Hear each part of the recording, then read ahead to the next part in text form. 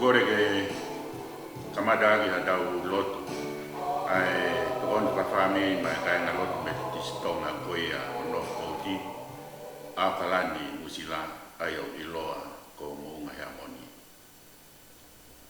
Yo dua mas ko mo tamai fa hevane afion. Mau fafta ya to al ofa. Yo malumi mo tataki.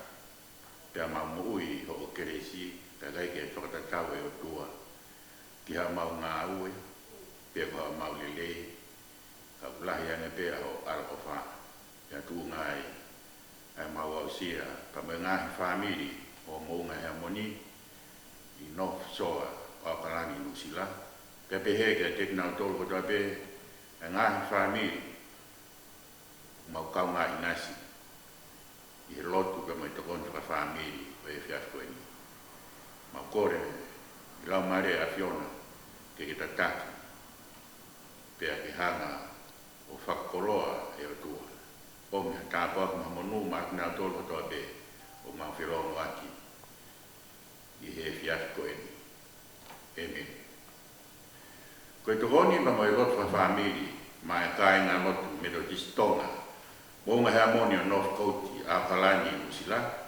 O go tantale legi motor si ngā familia kai na lot metodistonga monga harmoni. Pe behe foki ko e fiaf moni te eni a hawatoro maasi wanoa. Pe kwat hana tona polo kalamani. Me he aksias ka mai falot koia monga harmoni e tua sila. Ko fuka te auto hiwa Queen Street, North Coast Point, North Shore, Auckland. Fica telefone wai a foki ke apsiasi ko fica no ahiva fava no val fa ko e no ahiva foki ko fica feito ia o akalani ko no ahiva fava no val fa no pero e telefone to ai mo tua ko no fava ko no awata tahani manoa tahiva fi no awata tahani manoa tahiva fi Pego email ko e tafinau dai to i ki pepe ko lower case o ke te a toti ai tafinau@gmail.com Ange ko ya mo me ai o tabuni a tau fare lo tu be mo tau aksiasi ko i ko tau feto ko ni aki tau mo fua mo o fita ni mai siasi pe ke puranga nusila pe mo fonwa I fe mau ke malu ki tau tolu, me he mahaki whaka auha, pe whakotua whakadilifuni ai au iloa koe COVID i tahiwa, pe koe corona virus sia ina I lau aini. Koe ai ko tāpuna hatau apsiasi mo hea moni, koe gai koe whai ai halotu pe koe haporo kalama, tau mei aneahi.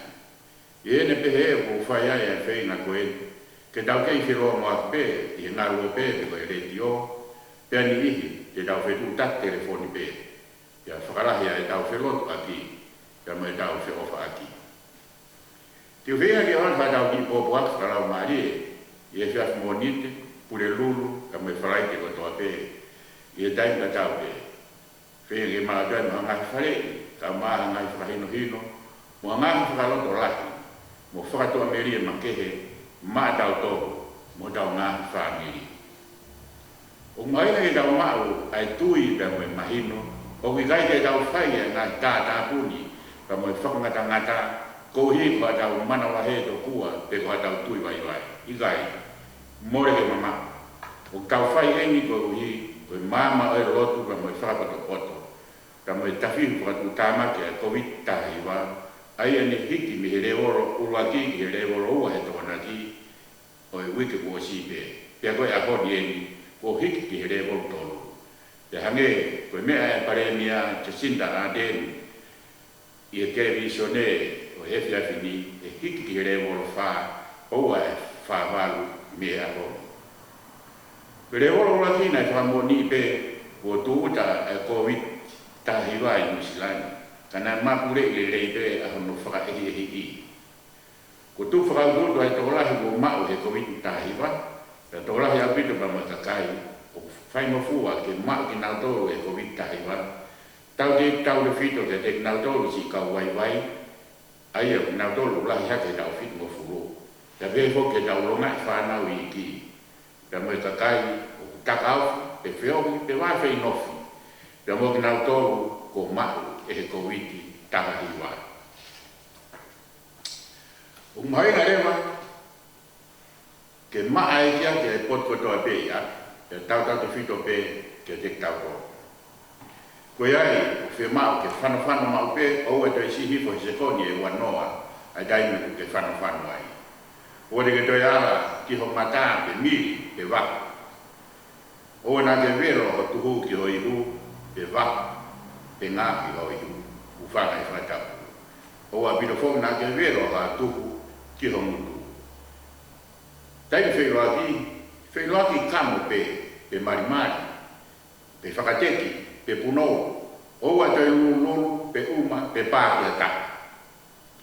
Koe waras koe ni o kai lawa ia o whanonga I he ea pe te kina I he lilo o laka atu I he mita e taha I he taimlai. Pero mea ia o whia maa wai ke oua na tau waaf sino mo a taha ke whai mofua au pito e alu lilo e wailasi me he toko taha o I ai ke he taha o te eki ke iai e wailasi.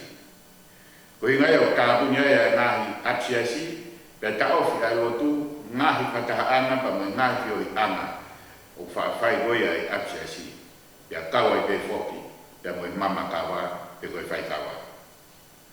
O koe naki tau tolo ke tau tokama, ki he tau kau wai, oku motua, ki he tau whitu no furu, pia mero ngai whanau, he koku nau tolo, maa mo fua taha, he wai las korona, pe koe COVID tahi wa. Pia matua ki whi maa, ke nau nofo maru, mo maa I api. Iyo, mone rea kawa parani o taka. Cleanliness is the next best thing to godliness. Ane afi ko awa to la ko ya gagai ko mau e vailas corona I maman ka to a to ko ua kilu no man fitwa. Ya os mate ai to ko taman taha ua mia. I he fonua ke I maman e tiau wan fulmani. Inusilani na toko ni mapea toko la he na tol na mau he vailas corona I he wike atu. Ia mai ki anafi ko au ke toko ono mo fu ma no kotoa. Pe ia honi ko au ke toko tiau mau. Anafi na toko ta fa na tol na toko papau ko mau fo o he vailasi. Ia mai ko ia ke pompome avani ko toko tol mo fu ma ni ma hakerewa be ia honi. Ya fa ta hai lewa. O aku ke toko tiau maua aki nau tolo koe ia o mau e whai ngā wai laso atu tāma koe. Koe konga whatu tāma ke taha e whai ngā wai lasini he uiaia hano konga māsila pia koe ne huu peke he sino o ha taha pia koe whai mofua au pito a ene viriki o awa e māmaa pia ne huu ato kamata a ene mau pia puke rewa e toko taha koe ia mo tufaki mai e wai lasi I taime ni he ne mana wa mai koia ki tua.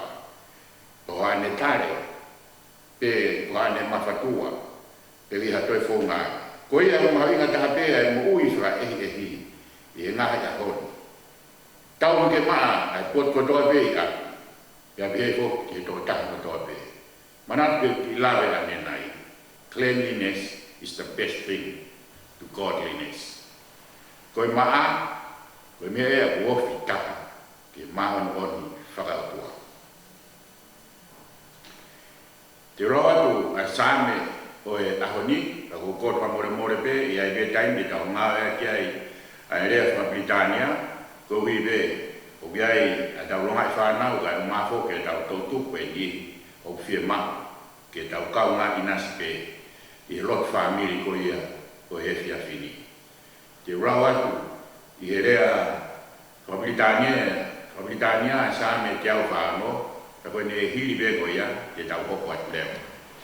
Aia o lawa tua me baki, King James version. Ke Psalm 146, Psalm 146. Koe praise the Lord. Praise the Lord, O my soul, while I live, I will praise the Lord. I will sing praises to my God while I have my being. Do not put your trust in princes, nor in a son of man in whom there is no help. his spirit departs, he returns to his earth. In that very day, his plans perish. Happy is he who has the God of Jacob for his help, whose hope is in the Lord his God, who made heaven and earth, the sea and all that is in them, who keeps truth forever, who executes justice for the oppressed, who gives food to the hungry. The Lord gives freedom to the prisoners. The Lord opens the eyes of the blind. The Lord raises those who are bowed down. And the Lord loves his righteous. The Lord watches over the strangers. He relieves the fatherless and widow. But the way of the wicked he turns upside down. The Lord shall reign forever, your God, O Zion, to all generations. Praise the Lord. I shall read it in the Common Moulton Translation. Sami tiao whangfumano ia ririu koea a Moritoni. Hallelujah, o lau marie ke whakawhetai kia Jehova. Te whakawhetai kia Jehova lolotonga e moui. Te utaha ape ki hoko tua lolotonga e piai. Oua e tu ho mo wharara kia ho eiki. Ki hahakoi tangata o ki kai ai hatokoro.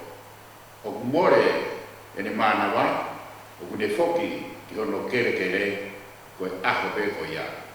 Koe ne ngahi whakaukau o kumate. Unui anga ko ia, o kune mahu ai o tua se ko pe mono pare tua. O kutu e ne whalala ke Sihova, ko Sihova ko hono o tua.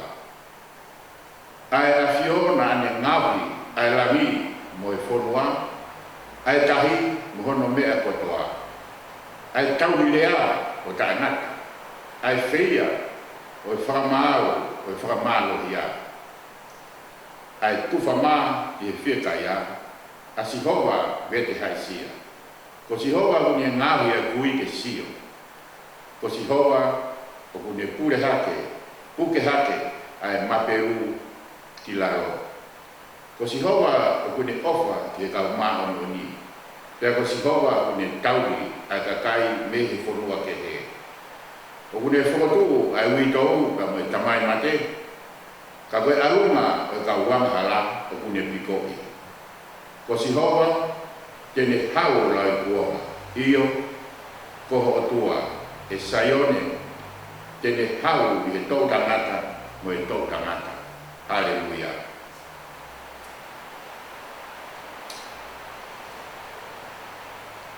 Kore o wadap ke afio ai o tua e university o me mama tau ia.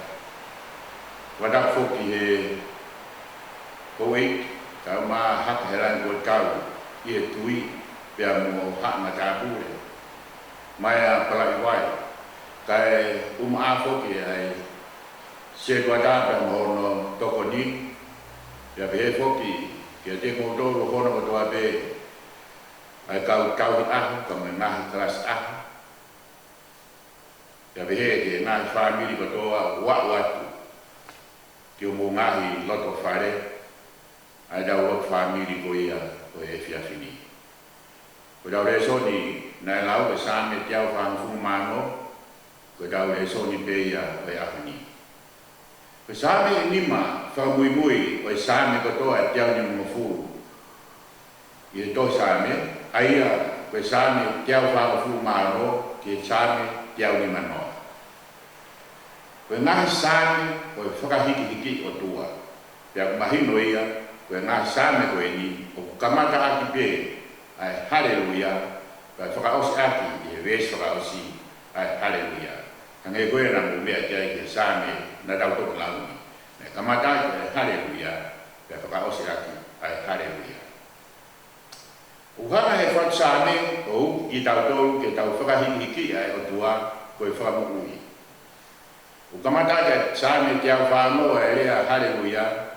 Pea kuhinga ia te elea Whapitania. Praise the Lord.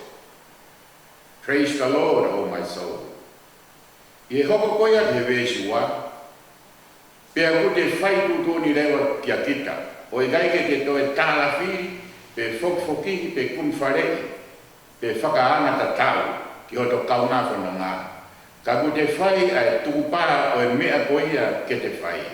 Kange koia kone asi, i lea Whapitania, o pehe. I have made up my mind, regardless of any advice or circumstances, that while I live, I will praise the Lord. Ko ia ia nā ne whakatuku ki tā. Ia ngā ko ia, whakahiki ko ia o hā. It is God who created you and I, and He alone deserves e tau whakawhetai lahi, tau potu, and praise. Wakai ki sāme ki au tau nufu mahiwa o pehe ai. E si hoa, ko ke hapure au o iloa. Ko e nofo hifo mo e tūhake o kuke ilo. O kuke wawana ke whakaukau ke mama. Ko e rāngamia ka mo e mahi o e otua. Westa adoru pehe ai. He ko koe nā ke ngāhu ko kofu ai. Pe nā ke la langa au i he whatu o e whae. Ko e tau mama o ia. O e lani ka mo e mahi ai poto. Ka mo e au niu ko ia ai otua. Aia, i re Whapitania pehe ai. O Lord, you have searched me and known me. It's Psalm 139. You know my sitting down and rising up. You understand my thought afar off. Verse 13. For you formed my inward parts. You covered me in my mother's womb. Koe mea mahuinga ia, ai anga o e awhioi e tui, e koe na ne hanga o whakatupu kita i manawa o e tu whae. Pea tau whakatumu, koe uhi, koe tau mamao, ai anga koe o tau whakatupu. Iwe o tau kofua, mo tau tokoto hifo, mo tau tūhake, awhioi e o tua. E tai kau tau wak mai i he ves toru, mo e ves wha ka sāme. O kune whakairo mai a e tau whalara kia te nau tolu, o ku whakangata ngata pe ho tau iwi. Moho nau koto, mo e nau mo ui. Pea o whakataini pe. Koe nau mate pe, ta koe ngata e ha nau aunga pe ko hai. Iyo, koe hana e ha aunga o e wha o pala ka ko mapaki. E koe ne mo mua pe, pea more no alaha, pea foki ki he fu o kere kere. Teu doia, iyo, ko hana ia ama o e whāu alaha, ka kua mapaki ia. Te koe ne mō moa pe, pea more no alaha, pea foki ki he fu o ia, o e kere kere. O pehe, ai tokana mai, ai whatsame, ke oua le tau whalara, kia tek nau tōru. Kau pirinisi he rea Whapitania, kau wharea he rea Whatonga, kia hou e. Oua e tūho mō whalala kia hou e, kia hako i tangata, kia hako i tangata, o kuika i ai ha tokono. Ai uka ke makma ha tokono mea. Do not put your trust in princes, nor in a son of man, in whom there is no help. Moni ahini fitu. Ai wesi dia na pehe. Ai amu ne tataku hino ki tato ka mau anga tokoni. E ko ta eni a ko bele. O ia to nai ko nga matawai. Wesi wa pe mai o ki kai te fala ia i hatanga. E ia to nai ko nga matawai. Neo ia Monu he ves ni ma, o kune o mea tau amanaki tau me tau tua merie. Happy is he who has the God of Jacob for his help, whose hope is in the Lord his God. Monu ia ta koia kune mai ai tua se kope mono pare tua. O tu e ne fara la ke si hova. Ke ko si hova ko hono o tua. Monu ia aia o tu e ne fara la ke si hova. Ni dai ko ia fe ma wai ai to ko ni ka bange ko la wa sa ne tia o ku mata ka. Te tamaki ho mata ke na mo na e ha me fe a ho to ko ni. Ho to ko ni o me ia si hova. Ai ne ni na ai la ni Mumamani. I will lift up my eyes to the hills, from whence come my help. My help comes from the Lord, who made heaven and earth. Utawa ko lewa ke al-ofa ko ya otua, pia uhinga o kawai ke tau falala ke teia, pia mo pau ke tau whakahiki pe te tau hallelujah, pe te tau pehe praise the Lord. He koe hui e le rate ngahi we si o ke ai. Koe otua ko si hova, koe otua kauilea o tānaka. Keeps truth forever.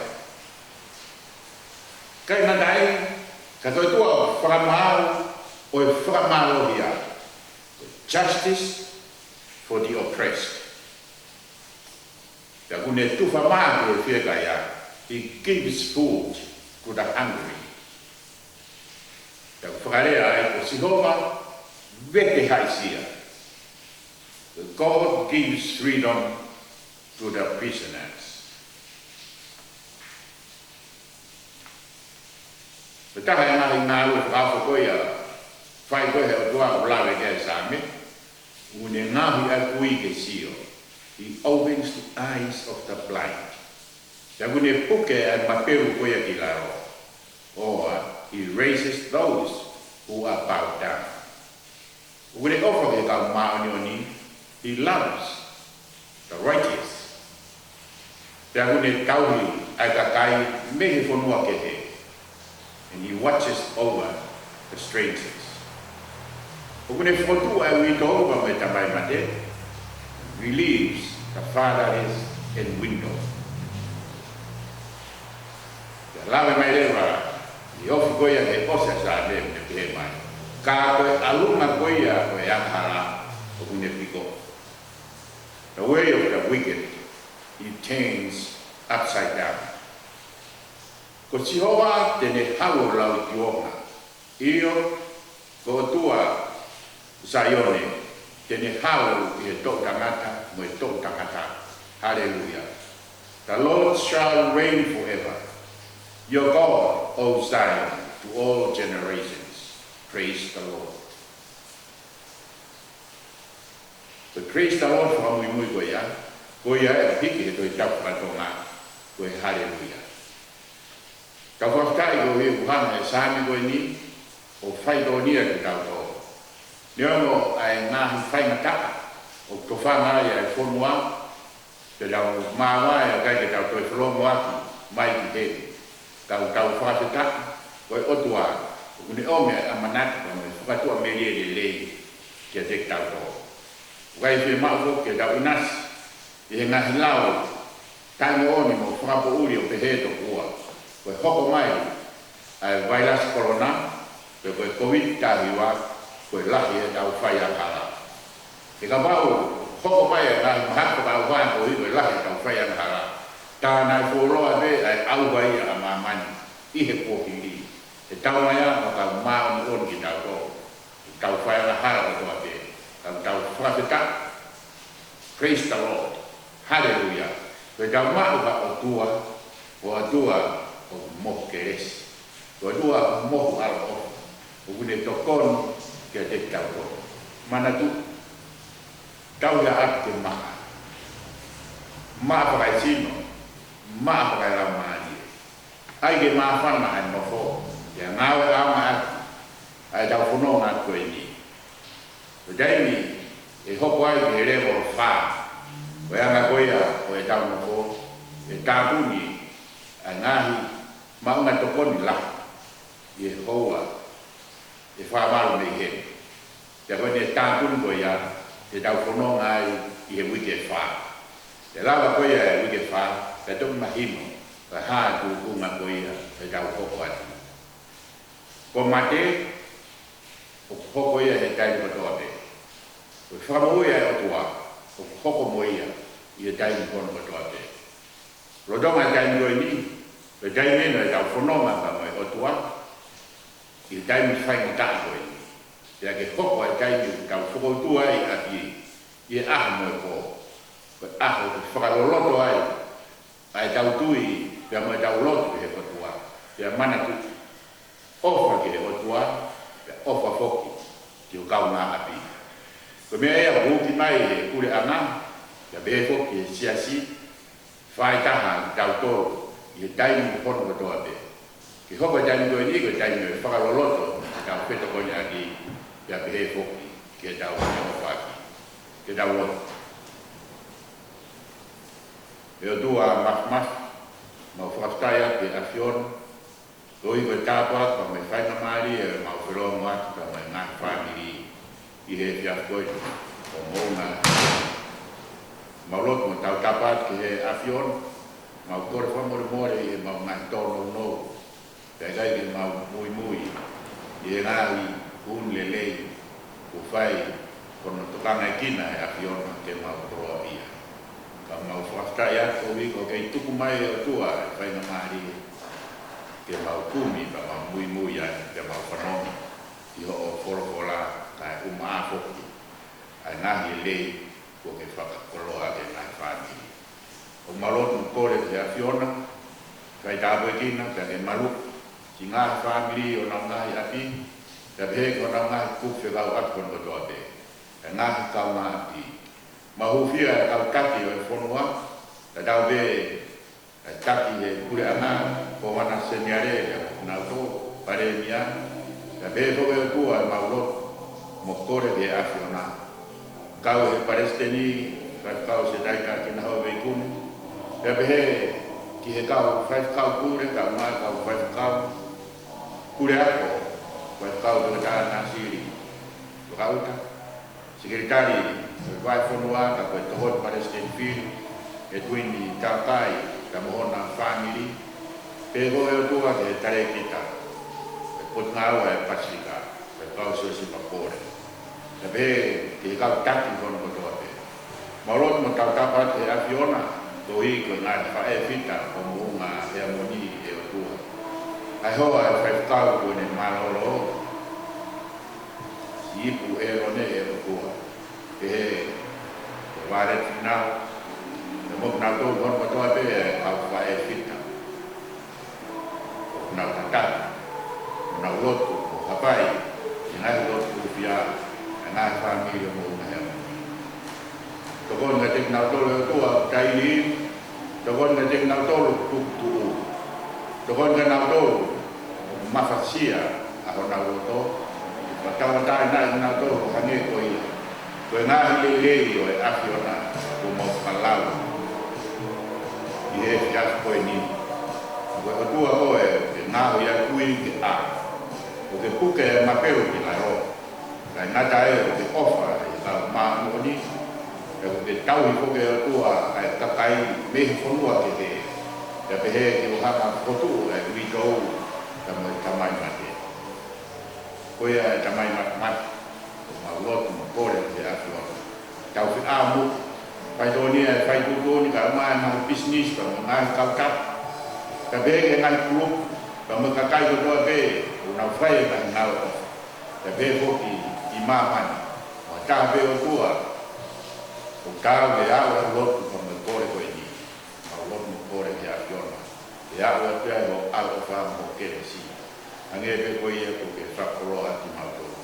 Ke mau whanonga atu he ngahi aho koe ni ke mau whanonga ia ate ai loto la pia mo i tui he afiona pia mo i loto whawhe kai pe o tua o hiko ala o wha o hāwho o he aho toa pe ke te mau toa tokon mai o tua ke ona mau nofo mo ua ho mau loto pe te mau whewhe kai tokana mai kai tokoni te alahi ane pe ai mau loto mo mau mohui e mau whakawhikai ake afiona i ho ala ofa ko pai mo ngā family ma kore pa more he ma ngā tono no hono toa pe io i he lea i he ngā ua whaironia sa stitupou te whai kāna aha koen whakāu atu e tua ai programa lot family koen i he ngā family te venga te ngā toro toa pe mea mai he ngā ua pe kai nata pe i mōma hea mon